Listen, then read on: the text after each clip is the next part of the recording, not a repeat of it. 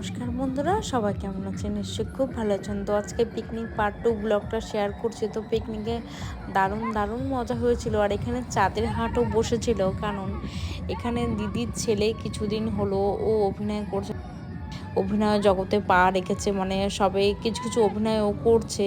তো সেই কারণে জামাইবাবু আর কি অভিনেতা আর পরিচালক স্বর্ণেন্দু সমাদ্দার পরিচালক, তোমরা সবাই চেনো। আর জগদীশ বাবু অভিনেতা রঙ্গরস করেছিলেন, তো তাদেরকে ইনভাইট করেছিলেন। খুবই সুন্দর একটা পরিবেশ ছিল। যে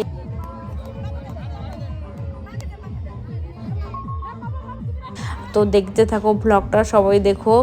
আর প্লিজ আজকের ব্লগটা কেমন হলো সবাই প্লিজ জানিও। আমিও ভাবতে পারিনি যে ডিরেক্টর আর ওদিকে অভিনেতা থাকবে। তো খুব ভালো লেগেছে। তো দেখো এখন নৌকায় উঠে পড়েছে, তো দেখতে থাকো ব্লগটা।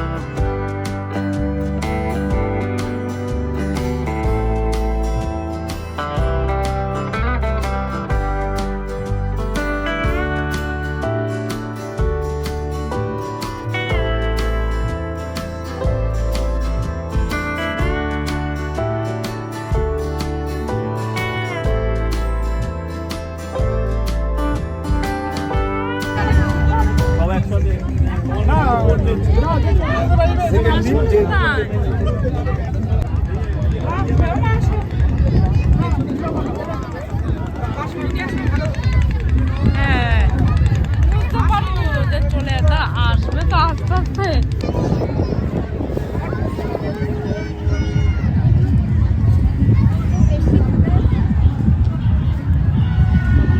এদিকে একটু আশা হলো বলবে।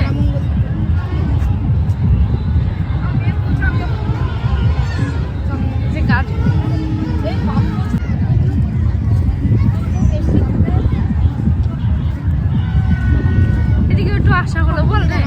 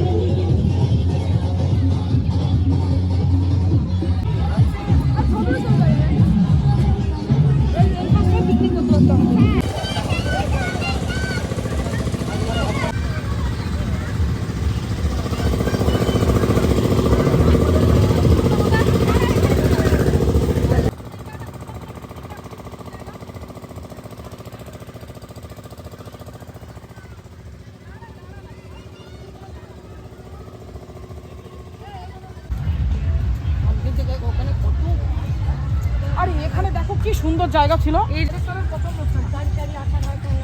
হ্যাঁ, এখানে আমার আচার্য সমস্যা ছিল, কিন্তু ওখানে বেশি ভিড়। হ্যাঁ ওখানে অতিরিক্ত।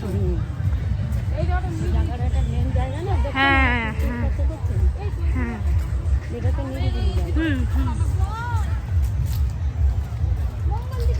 বলবানি কোথায় গেল দিদি, আমার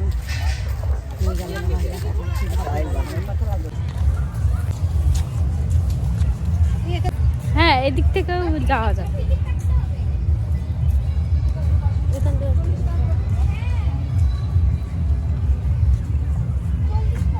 দেখে এসো মাসখানি, দেখে এসো যে উঁচু তো। নামতে পারি, অসুবিধা হয় না। আচ্ছা, কিন্তু ওই যে মাঝখানে বেকারে উঠে যাও না, একবার তো টিকার থেকে নাম থেকে পড়ে গেছি। এ বাবা, অনেকে গেছে, কি অবস্থা হয়েছে। সুগারে না মাসখানি, সুগারে আরো বেশি, প্রেশার। পুরো জঙ্গল এদিকটা, বাড়ি ঘর খুব কম। অনেক ফাংশন হচ্ছে। ওই দেখ কি সুন্দর নাচছে।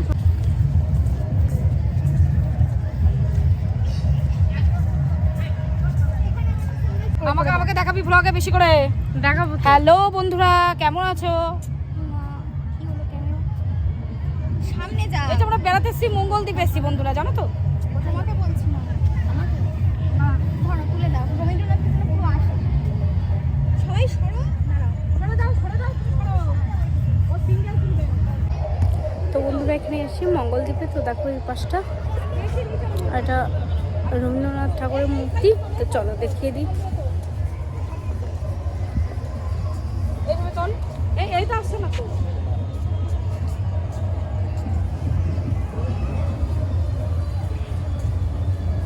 সামনে এখানে দাঁড়াও। আর এই পাশটা চারিদিকে গাছ, নিরিবিলি জায়গা, খুব সুন্দর।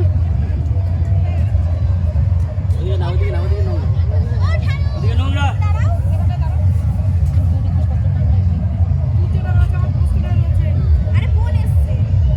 ও হ্যাঁ, লিস্ট আসছে। দুটো ওই যে সোনা মাসে আছে তো। ওই ফোন করেছিল। এসো এসো এসো।